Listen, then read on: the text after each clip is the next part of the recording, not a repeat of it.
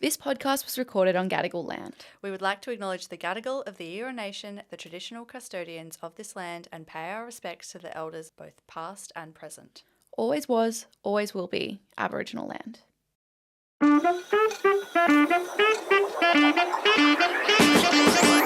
Welcome to High Stakes, A podcast about the famous feuds, frenemies, and falling outs that have shaped pop culture.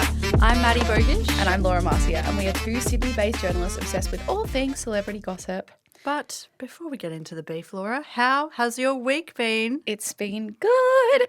I'm very excited for what I'm doing this afternoon. What is it? I'm going to R&B Fridays to see Pitbull, and I'm going to wear a bald cap and everything. You and like everyone else. No, I but swear that's- everyone else will be in a bald cap. Absolutely. I'm very, very excited. Although the thing is, I went to physio yesterday, right?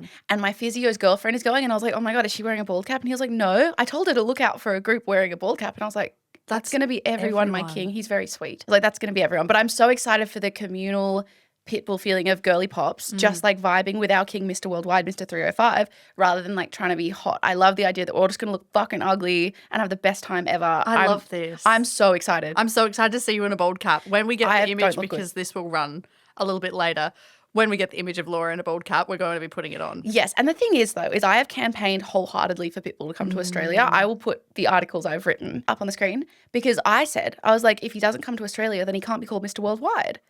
It's true. He It's can true. only be called Mr. Northern Hemisphere. Absolutely right. You read the article and it shows. I didn't.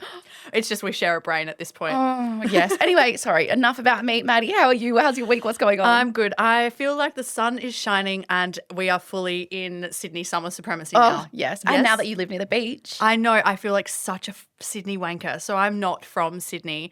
And when I moved here, I was like, everyone here in the summertime just seems so happy. It's so weird. And I get why. I'm living by the ocean. I'm getting up at 6 a.m. I don't know why, for fun, to go for a walk by the beach because I can with the oldies and we're having the best time. No, it's so good and it's so good for your health and everything. Yes. I'm Didn't you really say jealous. just seeing water Yes. is good for your mental health? Yes. I will say I feel great. That's good. You look great. You feel great. This is why I go for a walk near my local river. It's disgusting there. It's not the same as a beach. It's actually not, but I walk it every day with my dog. And I think I love it still. But one day, because I've lived in Sydney all my life, and it is my goal to just live near the water for at least a year. Oh, yeah, nice. Yeah. Not the river. You want to live No. with me. No, the Cooks River can fuck right off. I want to live near you, near the beach. But no, Sydney summer supremacy is so real because I can't wait to just go to the beach, get a chicken burger, sit in the sun. Yes, nice. All right, well, we're adding that to the list of things we're doing. 100%. Yeah. Okay, great. Well, moving on. Hey. Time to get into today's episode. Absolutely. This week we're talking about the Goop Queen Gwyneth Paltrow and her many run-ins with, science. Nice. But before we get into the beef, let's get to know Gwyneth. Gwyneth Kate Paltrow was born September 27, 1972 in Los Angeles, California, making her a Libra. She is the daughter of TV producer Bruce Paltrow and Tony Award-winning actress Blythe Danner. And some people, us, might call her one of the OG Nepo babies. Actually, to add a bit more to the Nepo baby theory, did you know that Spielberg is her godfather? I did not. Oh, now you do. That's a fun fact. She also has a brother named Jake Paltrow, who's a film director known for films such as Greenberg, Hard Eight, and June Zero. Gwyneth attended the Spence School and briefly enrolled at the University of California in Santa Barbara to study anthropology, but left to pursue acting. And you know what? Good for her. Hear, hear. According to Gwyneth, she knew she wanted to act at a young age, and at only 5 years old, she landed her first walk-on role. However, it wasn't until her teens and early 20s that she really started building up her resume. In 1995, Gwyneth entered the mainstream with her role Seven alongside Brad Pitt, who she went on to date. She then did an adaptation of Jane Austen's Emma in 1996, Sliding Doors, and A Perfect Murder in 1998. In the same year, she also portrayed Viola de Lesseps in Shakespeare in Love, a role that won her her first Academy Award. Honestly, and at 26, good for her good again. work. Following her success, Gwyneth went on to star in The Talented Mr. Ripley in 1999, The Royal Tenenbaums in 2001, and Shallow Hal also in 2001. And I do think Shallow Hal is where it starts to get quite interesting. Yeah. If you don't know, Shallow Hal is a romantic comedy directed by the Farrelly brothers and follows, a shallow man named Hal, played by Jack Black. Iconic. I do love Jack Black. Me too. In the movie, Hal is hypnotized into seeing a person's inner beauty as their outward appearance. And I think that is such a nice premise, and I honestly wish we have left it there. Yeah, me too. Now, enter our girl Gwyneth, who plays Rosemary, a plus-size woman who appears to Hal as a slender, conventionally beautiful version of herself. In the film, a very slender, peachy-skinned Paltrow wears a fat suit for much of the role. Obviously, Shallow Hal isn't the only film or TV show from that era to think that putting a fat suit on actors in the name of entertainment was a good idea. Enter Friends on multiple occasions. So many occasions. The Farrelly brothers have since defended Shallow Hal, saying that it was made to challenge shallow perceptions of beauty. Speaking to Variety, Bobby Farrelly said, "Don't judge people by what they look like. Look what's inside of them. That's where the real beauty is." That was the point of the movie, and I think if you watch it now, it still says that. So despite this, Gwyneth wasn't too proud of her work on the film. Speaking to W Magazine the year that the film was released, she said that she felt humiliated while filming. The first day I tried on the fat suit, I was in the Tribeca Grand Hotel in New York City, and I walked through the lobby. It was so sad, it was so disturbing. No one would make eye contact with me because I was obese. The clothes they make for women that are overweight are horrible. I felt humiliated because people were really dismissive.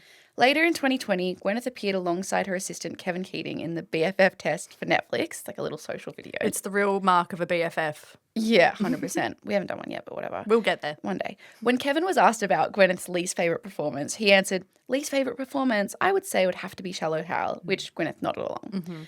But Maddie, what did you think of Shallow Hal? Did you watch it when you were a kid? Yeah, Shallow Hal is actually my first memory of seeing Gwyneth on screen. And to be entirely honest with you, like when I was watching it as a child, I would have been 5 or 6 when the movie came out. Obviously didn't have an opinion on the deeper meaning of the movie. And I do remember thinking for such a long time that was maybe one of her only films. Like I genuinely was like, oh yeah, Gwyneth Paltrow, she starred in Shallow Hal. I didn't know that she did all of this other stuff. I didn't know that she had connections to Hollywood. I didn't know she was an Academy Award winner.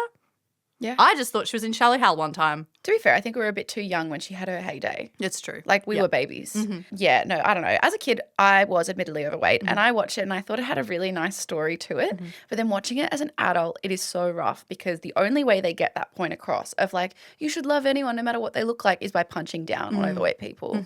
And that fucking sucks. And I hate her quote. I hate her quote being like, oh my God, one time I walked, like I'm sure it was taken out of context in this, but I walked through a hotel lobby in a fat suit and no one looked at me. God. And she would be so used to people looking at her. It's just like, and to get that message across, they had to put a conventionally thin, attractive woman in a fat suit. Yeah, it's a bit icky to me looking back on it now. But hey, she also agrees with us on this one. So all groovy. All groovy. Anyway, Shallow Hal wasn't enough to get Gwyneth to hang up her acting hat entirely, and in 2008, GP entered the Marvel Cinematic Universe as Pepper Potts opposite Robert Downey Jr. as Tony Stark and Iron Man. For those of you who aren't so clued in on the Marvel Universe like me, Pepper is Tony Stark's personal assistant who went on to become his wife.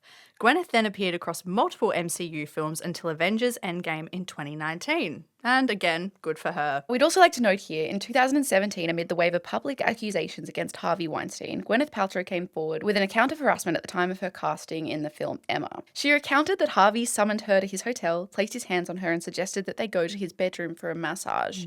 She described the encounter as weird and that she felt blindsided. Yeah, that's so fucked. Yeah, it's really fucked up. And unfortunately, it's not uncommon to have stories like that. From that time. Yeah, absolutely. But amazing that she came forward and added her, her story to the list. Absolutely. And as for Gwyneth's personal life, in 2002, she met her future husband, Coldplay lead singer Chris Martin, backstage at one of his concerts. They clearly vibed and got married a year later in 2003. Moves fast. And the pair shared 2 children, Apple and Moses. At the time, there was huge headlines around the names, and I honestly believe that she walked so that Nara Smith could run. For those of you who don't know who Nara Smith is, she's a South African model and influencer, and she has 4 children named Fawny, Golden, Rumble Honey, Slim Easy, and Whimsy Lou. What we're saying is that Gwyneth with Apple and Moses walked so Nara could run. Yeah, and just like a fun fact, years ago I was talking to an editor of like a celebrity magazine and their theory was that the name Apple was like a public name that the public has and that celebrity children who have outlandish names like Blanket, for example, that's purely what they're known as. But like that's their legal name, but it's not, they're known as that by the press in a way to protect the kids. And I just always thought that was really interesting. It wouldn't surprise me if that's true. Yeah. Yeah, totally. Anyway, Gwyneth and Coldplay Chris were together till 2014 when they changed the world by being the first couple to ever consciously uncouple. Big. Huge. On March 25th, 2014, Gwyneth posted an update about her marriage on her fledgling website Goop, which we'll come back to in a minute. In a joint statement, they wrote that they would be splitting up. We hope that as we consciously uncouple and co-parent, we will be able to continue in the same manner, she wrote. The statement truly changed the way we receive celebrity breakups. Since then, we've become used to this idea of consciously uncoupling and joint statements on Instagram. Again, Gwyneth walked so literally everyone else could run. It's so true. She really does pave the way for people, doesn't she? In so many different ways. Yeah. And you'll see that throughout the episode. Absolutely. Anyway, the pair successfully consciously uncoupled and are pretty good friends to this day. I think Chris and I were meant to be together and have our kids, G said in 2019. But our relationship is much better like this, friends and co-parents and family. I mean, Gwyneth has also stated that Chris is like a brother to her, which I find absolutely, in your words, bananas. Like, why would you say that about the father of your children? He's like a brother to me. It's actually crazy. That's my brother who I had children with. It's like, you know what, Elijah. So Elijah is going to be my brother-in-law, is one of my best friends. But he always goes, hey, that's my sister that fucks my brother. He says that all the time, and I'm like, please, that's enough. That's not. And that's what this feels like. Anyway, I guess I'm genuinely happy that she can still have such an amicable relationship with the father of her children. Yes. Anyway. No, it is nice. It's nice they can, but that's a crazy thing to say. Literally. Anyway, Gwyneth went on to date Glee co-creator Brad Falchuk. They first met during her appearance on the show in 2010, but reconnected after they both split from their respective partners in 2014. Why are you laughing? Because of Glee. Oh. It's hard being a Gleek out here. It's so funny that Glee is what brought them together. It's crazy because Glee, the lore on that show, someone should do a deep dive on that alone. Anyway, they ended up getting engaged in 2017 before secretly tying the knot in 2018, and they have been together ever since. Now, you're probably wondering where Goop fits into all of this. Admittedly, it seems the brand's origins are kind of sad, and in 1999, Gwyneth's father, Bruce, was diagnosed with throat cancer, and he sadly passed away in 2002. In a Q&A for her Instagram stories back in 2024, Gwyneth said that when her father was diagnosed, it spurred her to start exploring things like environmental toxins, the idea of food as medicine, and alternative modalities like acupuncture. And that leads us to 2008, where there was the birth of a weekly e-newsletter called Goop. Welcome, Goop. Welcome, Goop. Welcome in. Gwyneth started writing Goop as a way to recommend products and share wellness tips. So originally, Gwyneth named her company Goop because she was talking to a branding expert that advised that all successful websites like Google and Yahoo had double O's in the name. So she I guess it makes sense. yeah, Goop. Goop. Goop. And I'm sure Kourtney Kardashian with Poosh later did that too. Yeah, it's true. So there's something in that. But like any celebrity brand at the time, it snowballed into a website and became pretty damn successful. Using this success, Gwyneth started marketing herself as a sort of wellness expert, using this acclaim to release something like 7 cookbooks. It's a lot of cookbooks. A lot of cookbooks. That is like enter Martha Stewart spec. Oh, she wishes. In an article for Vogue magazine in 2010, journalist Jeffrey Steinigan wrote an article about Gwyneth for the press run of her book, My Father's Daughter. In it, he reflected upon his apprehension towards the book after reading one particularly strict entry in the Goop newsletter. But he quickly realised that while Gwyneth could be extreme, she was pretty measured in her approach to food too. Now, this is a long quote, but we feel like it really sums up who Gwyneth was in her early Goop era, so please stay with us. Take it away. The first newsletter I stumbled upon had recipes for kale juice, kale soup, skinless chicken breasts, and lots of liquids and powders to aid in your detox program. A terrible chill passed through my body. If her cookbook were written along the same lines, my appraisal of it would be a crackle with satire and ridicule. But that issue of Goop was all about Paltrow's painful training for Iron Man 2. She apparently cooks and eats liberally between movies and special events, whereupon she detoxifies and exercises in an extreme fashion.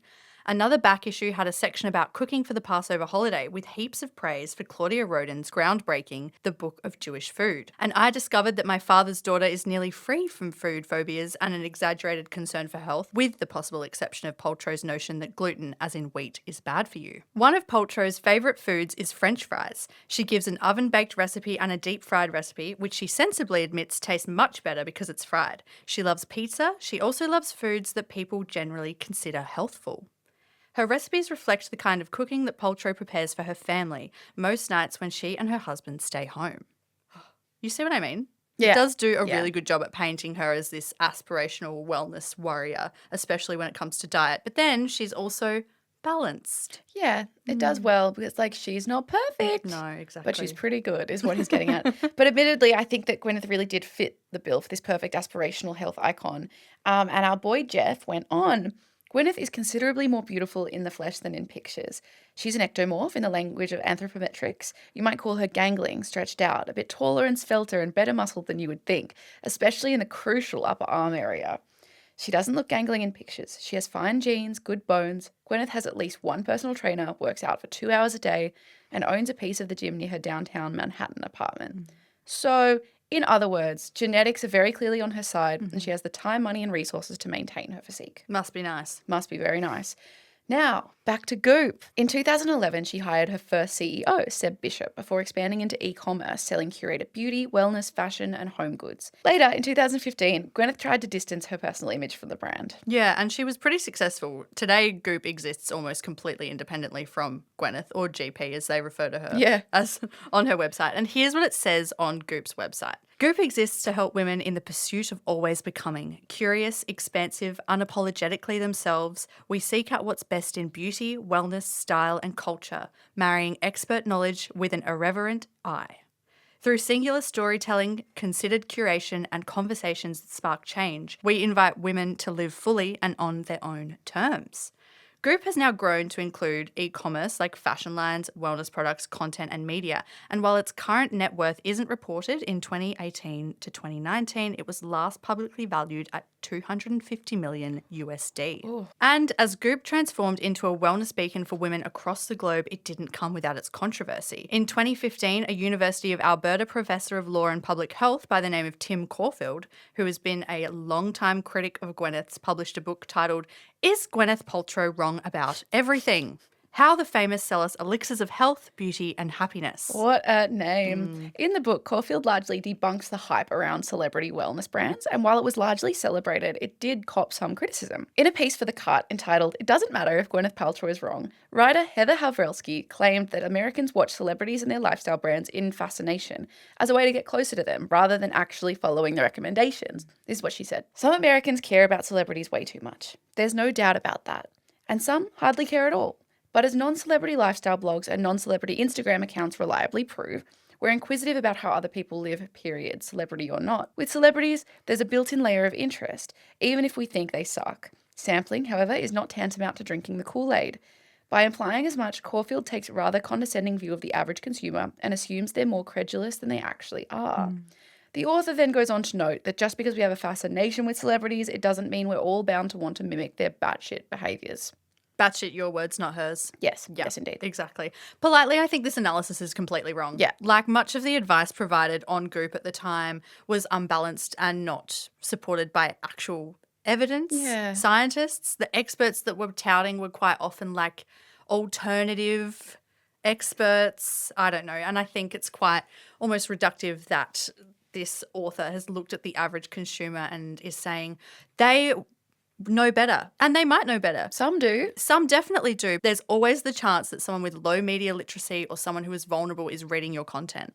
And like, as journalists, I think you and I both know that we owe it to the public to provide a balanced view when we are giving health and wellness advice. Absolutely. That is why journalism is so important. Yeah, it is our job to make sure the public has access to information in the public interest that is correct and verified and not going to cause harm. And I mean, like, causing unnecessary harm or damage in a really holistic way, like even financially, because these things aren't cheap either. So Exactly. I don't know.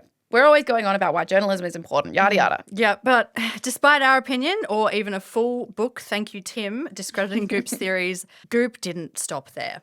In the same year, Goop editors proceeded to publish an article which suggested a possible link between wearing bras and a breast cancer risk. The article was based on the book Dress to Kill, the link between breast cancer and bras, which had long been discredited by medical experts, like you would assume, right? You might assume that. In the same year again, Goop also sent out a piece touting the benefits of vaginal or yoni steaming, which is just as strange as you can picture. Yeah. The practice claimed to cleanse the vagina / fight off infections, to alleviate cramping and rebalance hormones and energy levels. In the piece, Gwyneth wrote that visitors to LA just have to do it.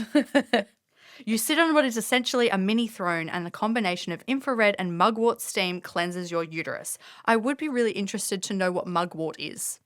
Yeah, that's worth a Google. I also just think the phrase steam your uterus is crazy because I don't think the steam would get up there. Oh, mugwort is a herb. Yeah. You're all right. Add a little flavor, I guess. I don't know. I think it's crazy. And it caused such public outcry, this whole thing. I also vaguely remember Kourtney Kardashian, who is goopy in her own poosh way, doing this in a strange hat in like 2023. And then I did a yoni steam. A yoni Which steam. I'm going to buy you guys all yoni steams. I don't want my vagina to go through that. No. So it has longevity, It's okay? true, yeah. But maybe a lot of this is to like spark conversation, which it did.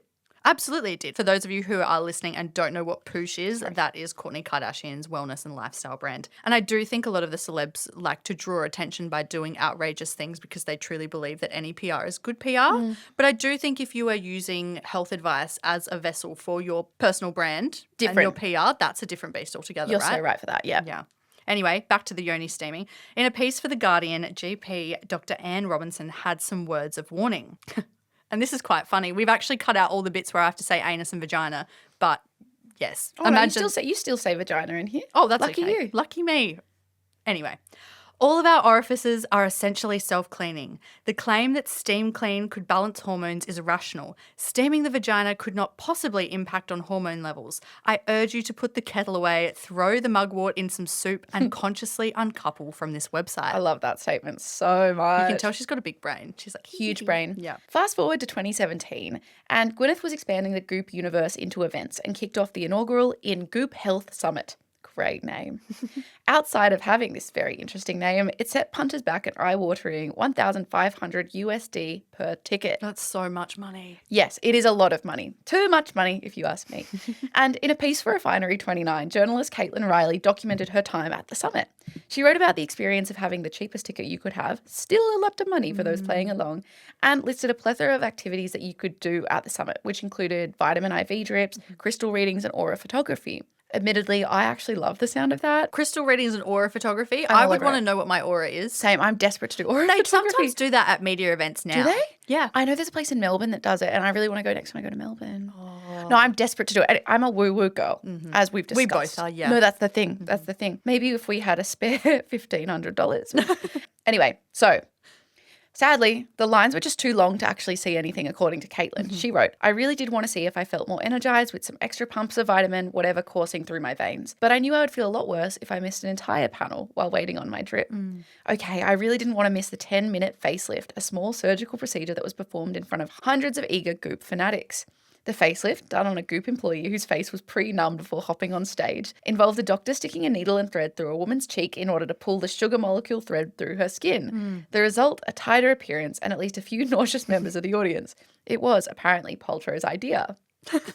Love that. So funny to do it on stage, though. That's a bit sickening, isn't it? Yeah, it is. And while this is like, I don't know, this is common procedure these days in the cosmetic world, it's a lot to do on stage. Yes, it is. It's true. It sounds like a lot, but the summit wasn't even what stirred up the most controversy for Goop. Just 2 months later, Goop found themselves in some hot, steamy water with the Truth in Advertising organisation regarding the promotion of jade eggs. Beauty guru Shiva Rose was suggesting that an egg-shaped jade or rose quartz stone could, and I quote, increase vaginal muscle tone, hormonal balance, again, and feminine energy in general when inserted vaginally. Shiva encouraged wellness junkies to thread dental floss through a purpose-built hole to help with releasing the egg, which I'm sure a lot of vulva and vagina owners might agree that sounds like an absolute disaster. My insides just went... Literally. That doesn't Dental sound floss, hygienic. That's not absolutely not. hygienic at all. We don't want to do that. Anyway, understandably, this faced a lot of backlash from gynecologists, including one Dr. Jen Gunter, which is just a fantastic name for a gynecologist, don't you think? A+. And like, do we think that came before or after? Well, it's like chicken or the yoni egg. And Dr. Jen took to her website in January in 2017 to pen, Dear Gwyneth Paltrow, I'm a GYN and your vaginal jade eggs are a bad idea. She kicked off the article by writing, I read the post on Goop and all I can tell you is that it's the biggest load of garbage I've read on your site since vaginal steaming. Vaginal steaming, welcome back to the chat. It's even worse than claiming bras cause cancer. But hey, you aren't one to let facts get in the way of profiting from snake oil. Oh, woof. Yeah. And it only gets better, so I'm just going to keep reading Gunter's quote. Dr. Gunter to you. Sorry, Dr. Gunter. My issue begins with the very start of your post on jade eggs specifically, that queens and concubines use them to stay in shape for emperors. Nothing says female empowerment more like the only reason to do this is for your man, and then claim that they can balance hormones is quite simply biologically impossible. Pelvic floor exercises can help with incontinence and even give you stronger orgasms for some women, but they cannot change hormones. As for female energy, I'm a gynecologist and I don't know what that is. How does one test for it? Organically sourced fair trade urine pH sticks coming soon to Goop for $77, I presume? Oh, get him, Gunter. I think she's Dr. really, Gunter. yeah, Dr. Gunter is really on the money here. This is a brilliant quote. So brilliant. And it's really pointing out the fact that it's like she is trying to sell you things. Yes. Stop doing it. Stop it. Yeah. Notably and understandably, many other health professionals backed Dr. Gunter up as the eggs use was based on unfounded health claims and could potentially have harmful results, including every woman who has ever used a tampon's worst nightmare, toxic shock syndrome. And while Goop said that the views expressed in the article weren't necessarily that of Goop and were meant to essentially get people talking, it wasn't enough to stop them getting sued. Goop settled a $145,000 lawsuit for unsubstantiated marketing claims. Another wild claim that Goop made in 2017 was to do with healing stickers. These stickers were made out of NASA spacesuit material, which were pre-programmed to an ideal frequency to target energy imbalances. The hullabaloo saw the former chief scientist at NASA, Mark Shellhammer, comment on the stickers, remarking to Gizmodo, "Wow, what a load of BS this is." Not the hullabaloo. Hullabaloo. It is a hullabaloo, isn't it? It truly is. But even after a lawsuit and being discredited by a former NASA scientist, the unsubstantiated claims didn't stop there. In 2020, the same year Gwyneth first released her famous "This Smells Like My Vagina" candle, she released a docuseries called The Goop Lab. Just 1 second. Yeah. I also think she walked so Sydney Sweeney's soap could run. Yes, but also Belle Delphine was the basis of the Sydney Sweeney thing. Oh. She's that's a whole other story. And she was found to not have any of herself in the bathwater.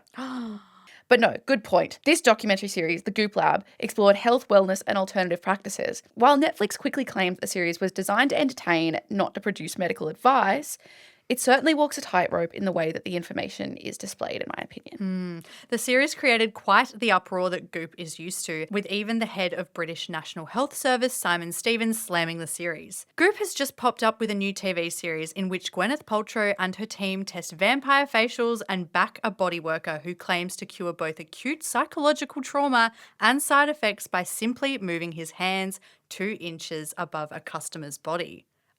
I'm sorry, that just doesn't work, does it?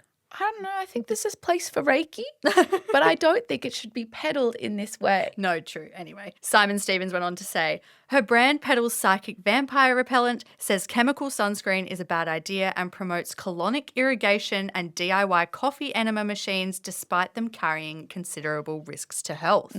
The series wasn't obviously too well received by critics either. But before we get into what they said, let us paint a bit more of a picture. In one particularly insightful moment in episode 3, Gwyneth attends a masturbation workshop with Betty Dodson, an author once dubbed the godmother of masturbation. What a nickname. I would really like to meet this woman. She's actually so charismatic in this episode. Doesn't surprise me if she's fucking getting off all the time. Oh, she's in a great mood. In the episode, Gwyneth talks about vaginas for a little bit before Betty corrects her in saying that the vagina is a birth canal and the vulva is what she was actually referring to. I thought the vagina was the whole thing, Gwyneth said. Gwyneth is also surprised to discover that many porn stars undergo labiaplasty to make their bits to look more conventional to rigid beauty standards. The Guardian's Lucy Magnan puts it perfectly in her review, claiming that the scene displays an almost impressive level of ignorance for anyone who pretends an interest in feminist issues and women's health to have maintained in the year of our Lord 2020. Said beautifully. She also went on to rate the show 1 out of 5 stars and say, like the Stars Wellness brand, this whole show is a demented pay-in to self-indulgence. And for someone peddling health treatments, she seems alarmingly ignorant about anatomy. And honestly, cop that. Yeah, take that. Also, Lucy does note how brilliant Betty is and thinks that this whole thing would be better if we just gave Betty her own show. Yeah, justice for the godmother of masturbation. Literally give the godmother of masturbation her own show. Do we also think that there is a chance that Gwyneth being an actor was putting on an act? Yeah, I do think there's a chance of that. Yeah, but I And also think she do wants- think... Sorry. Sorry. I also do think she shouldn't be discrediting her own knowledge if she's, for the longest time, backed herself as an expert. That's right? what I was going to say. Ow, high mind. But I think maybe she was trying, like, giving her the benefit of the doubt in this situation. Maybe she was trying to be like the audience and be like, you're not alone. I don't know this too. But, you know, she should have known that. Yeah. So, this is a brilliantly written takedown, essentially, and it's worth a read if you're into that kind of thing. Ultimately, this documentary is based on unsubstantiated pseudoscience and unconventional treatments that aren't really given enough context for viewers to understand their validity and that they are questioned in the scientific society. Rather, they're positioned as wholeheartedly viable options for a range of health-related issues. And to be clear, we're both woo-woo girls who are open to alternative therapies. Absolutely. But we take issue with showing them in a promotional way, which feels like it has a product-driven agenda. It's a bit icky and morally questionable in our opinion, especially when you have a wellness brand that that can benefit financially off products mentioned. Yeah, absolutely. And even if Gwyneth was just simply sharing things that worked for her, it's still not responsible as a thin white woman to be reporting things as almost fact and then benefiting financially from other people buying into that gimmick. Absolutely. I think that's our biggest issue with Goop and Gwyneth, really. But look, the documentary series certainly wasn't the end of Gwyneth's health claims that have upset scientists and infuriated the internet. In 2023, she appeared on the Art of Being Well podcast with Dr. Will Cole. And to be totally clear, Dr. Will Cole is a doctor, but a doctor of chiropractic. On his website, he also claims to have extensive postdoctorate education and training in functional medicine and clinical nutrition.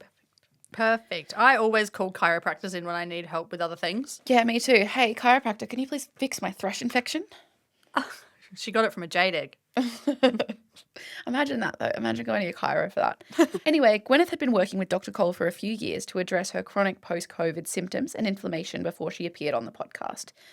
During the lengthy chat, he asked her about the weirdest treatment she'd ever had, to which she admitted using ozone therapy rectally. Shall we watch it? What is this woman's obsession with things up the bum? Up the bum. Literally rectally for everything. No, yes. So let's watch the clip.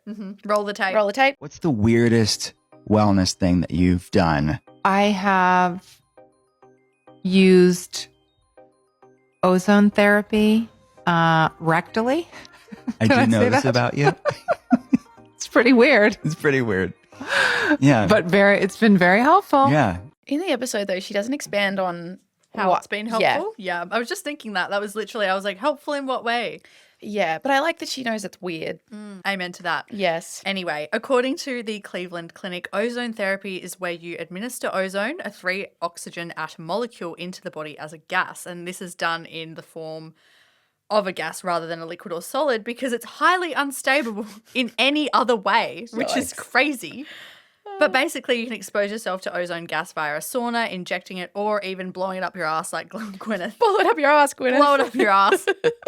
While some people believe it encourages cell regeneration, reduces bacteria and viruses, and promotes a healthy immune system, the American FDA warns against it, stating that ozone is a toxic gas with no known useful medical application in specific, adjunctive, or preventative therapy. And in order for ozone to be effective as a germicide, it must be present in a concentration far greater than which it can be safely tolerated by man and animals. Oh, So basically, don't do it. Don't put it up your ass. It's really funny. I actually am so stunned the way that people are like, yeah, it'd be like just don't put anything up your ass. Well, certainly you not can gas. put some things up your ass. Maddie says you can put some things up your ass, but don't put any gas in there. No gas up your ass. Gas is a one-way street in your ass. While this was one of the more inflammatory parts of the 1-hour episode, she also spoke about the quite limited eating habits she has. We're not going to get into specifics, but what she said basically was that she doesn't eat that much. And we didn't feel that it was appropriate for her to be promoting that lifestyle as healthy. Yeah, but she did respond to the backlash during a Q&A on Instagram. I think it's important for everyone to know I was doing a podcast with my doctor. So this is a person I've been working with for over 2 years now to deal with some chronic stuff. This was a transparent look at a conversation between me and my doctor. It's not meant to be advice for anyone else. I have long COVID, and the way it manifests for me is high levels of inflammation over time. So I've been working with Dr. Cole to really focus on foods that aren't inflammatory. So lots of cooked vegetables, all kinds of protein, healthy carbs to really lower inflammation. It's really just what's worked for me, and it's been very powerful and very positive. That is not to say it's what I eat all day, every day. I eat far more than bone broth and vegetables. I eat full meals. And I also have a lot of days eating whatever I want, eating French fries and whatever. She loves French fries. She loves French fries. French fries. French fries. French fries. But my baseline really has to be healthy and to eat foods that will really calm the system down. So that's how she defended herself. But Mad Dog, what do you think of all of this? All of the drama. All of it. All Scientists of the versus scientists v. Goop. Yes. I guess as someone who is a lifestyle writer, I've covered wellness for most of my career. And I can tell you the wellness industry is quite a big industry, and it relies on this notion that we need to be well, that we need fixing.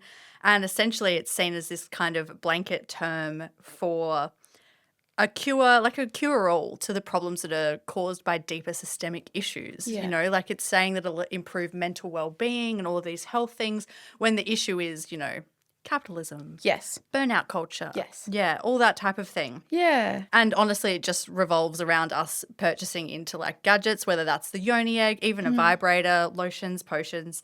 Yeah. And it's only really to serve its own ends. It's not a genuine solution, right? Yeah. And I think it has such a knack of preying on vulnerable people. And as we spoke about at the top of this episode, Gwyneth herself started her wellness journey largely because she lost her father, right? So in that way, it's manifesting that way. But I do think she's obviously profiting now Greatly. from that. I think part of the success of Goop and other things like it, like Poosh and these wellness websites, is the huge gap in the understanding of women's health. Like we have such a gap in things like endometriosis that might cause someone to go get their like puss steamed. You know what I mean? We want to feel well. Women want to feel well. Well, they don't even, and this is what I was saying while we were researching this, they don't even know how heart attacks manifest differently in women. Yeah. Like there's such a gap in knowledge around women's health. And I think that like throughout this episode, you know, we've made it really clear that Gwyneth has been clear that this is just what she says, this is just what works for me. This is just my thing. But I personally think it is so immoral to be selling this to vulnerable people, as you said, and like giving medical advice, even though she's saying she's not. Like, just do a fucking Google search, Gwyneth. Like, actually, you're causing harm. It's causing harm, and it's misinformation. Absolutely. It's straight up medical misinformation that she's benefiting financially from. And I find it so icky and awful, and I just hate that. No, so fair. And do we think that this is Goop or Gwyneth's fault? No, it's a system. It's a capitalist system.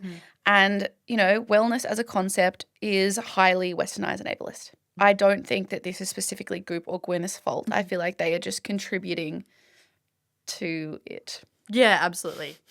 Gwyneth and the Goop founders of the world definitely do thrive in a system that rewards privilege disguised as wellness, right? Absolutely. Absolutely. It's the system. Everything's always a system. Anyway, That's all we have time for today.